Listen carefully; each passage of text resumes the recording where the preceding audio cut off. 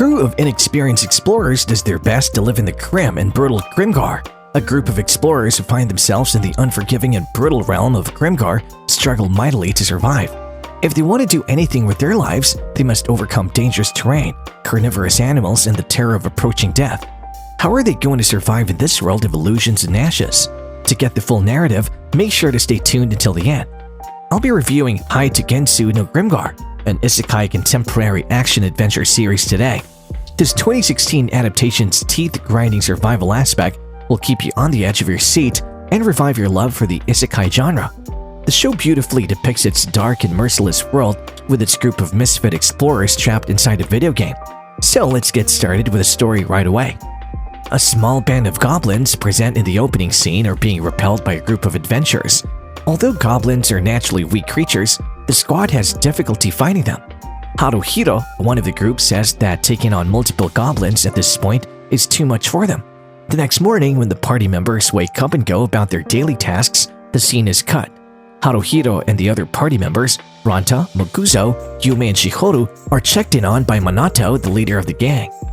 Haruhiro reflects on the day he awoke on this weird planet of Grimgar as they all gathered for dinner. Awaken came from a voice in his ear.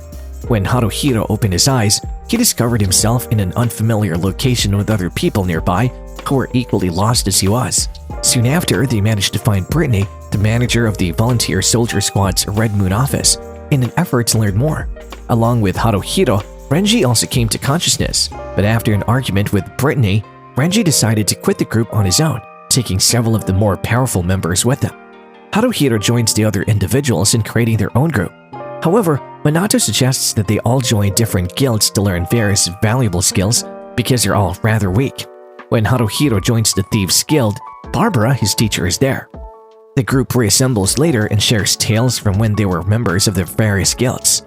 The group goes on a goblin hunt to earn money, but because all the goblins they encounter are in packs, they're still unable to defeat more than one of them. They search for a lone goblin by the river for days, with starvation hanging over their heads. Together, they defeat the goblin, but not before Haruhiro receives a cut to the arm. After selling the goblin, they go shopping and eat throughout the rest of the day. The group is steadily expanding. With each victory, Haruhiro and the others become more accustomed to life among the Grimgar. They start cooperating as a team and develop a growing level of trust. They're now able to purchase new apparel and eat better food as a result of their struggles. Ranta gives way to his cravings and attempts to peep at the carefree life he's living. Leaving the other boys behind, he went to the girls. This clearly goes wrong, earning Ranta a deserving whack in the face. This time the group faces 3 goblins. The gangs easily subjugate all 3 using their individual ways. The group's leader, Minato, commends each gang member for their valiant efforts. A goblin is pointed in Minato's direction, and Haruhiro, who just so happens to be watching, notices it. Haruhiro pushes Minato aside to save him and takes the arrow for himself. While Minato tries to heal Haruhiro, the crew is under attack by the goblins in full force. They try to flee, but Minato is struck with an arrow and suffers severe injuries. They manage to find the priest guild and attempt to get Minato some sort of medical help, but to no effect. He's no longer with us. The team is completely disorganized in the wake of Minato's death. Ranta and Yume argue as they bid him their last farewells during his funeral, leading to yet another slap.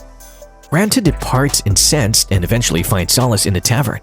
The 3 dispute about Minato's death in the tavern as Haru and Mokuzu pursue him. Another party's mean-bat approaches the trip after hearing this and expresses sympathy. In memory of their priest's passing, the person offers to get a new priest for them and introduce them to Mary. The next day, during a mission, Mary deviates from their plan and declines to heal anyone because she doesn't get along with the group very well. Haruhiro approaches Yume after they return and expresses regret for not getting her permission before enrolling Mary. Yume asserts that she thought they were friends, but she now feels otherwise because of their lack of communication. The 2 start crying as they recognize the void Minato's death has left in them. They both lie on the ground with Haruhiro holding Yume as they talk after they stop crying. Haruhiro and Yume concur that they must increase Mary's level of comfort around them in order for her to accept the other party members. Haruhiro persuades the others to be more accommodating toward Mary. But this causes conflict because it is obvious that the others do not want to accept her. Mary ignores Haruhiro's attempts to speak with her. The gang overhears Mary conversing with a guild member that day at the tavern. In an effort to learn more about Mary, they chose to speak with the guild member. Hayashi the male explains that her buddies are to blame for her attitude.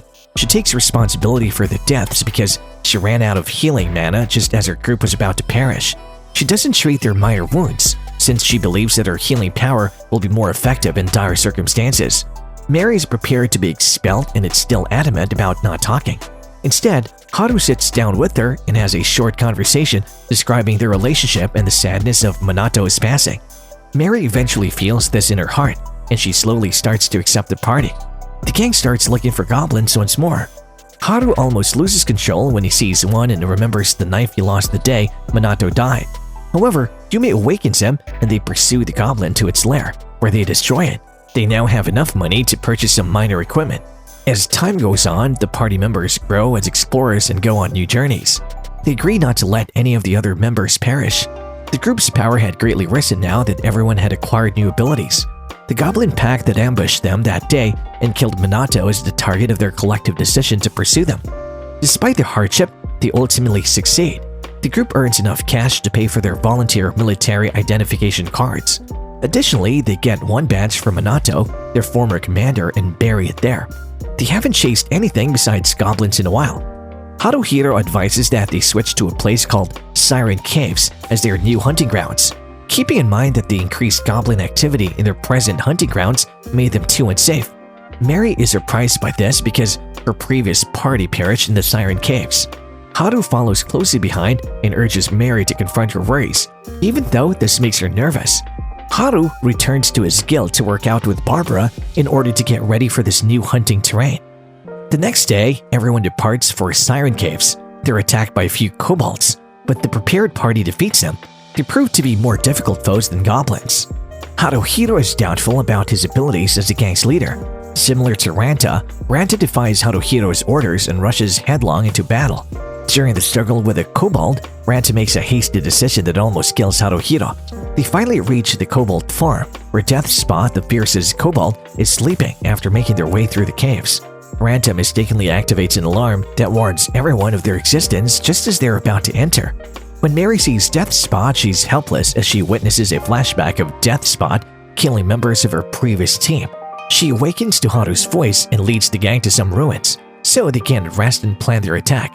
Three enigmatic figures approach the gathering and abruptly end their moment of rest. The three figures are revealed to be none other than Mary's three ill-fated former portion members who are reincarnated as a result of a curse. Mary needs a moment to collect her thoughts. While Mary constructs a spell to send her allies to sleep, Haru, Mokozu, and Ranta keep control of the three undead.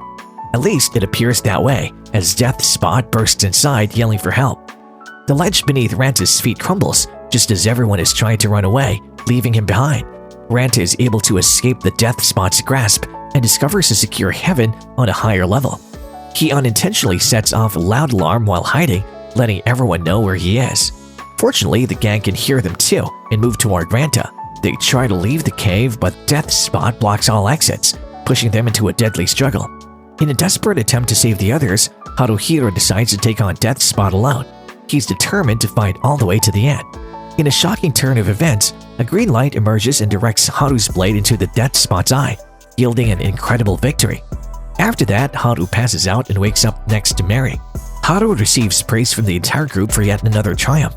Everyone is thrilled and contemplating what they will do with the enormous award they have been given for killing Deathspot. At this turning point, where the group has yet to go on even greater adventures, we'll conclude this recap. The plot centers around Haruhiro and his friends, all of whom wind up in the weird and dangerous world of Grimgar.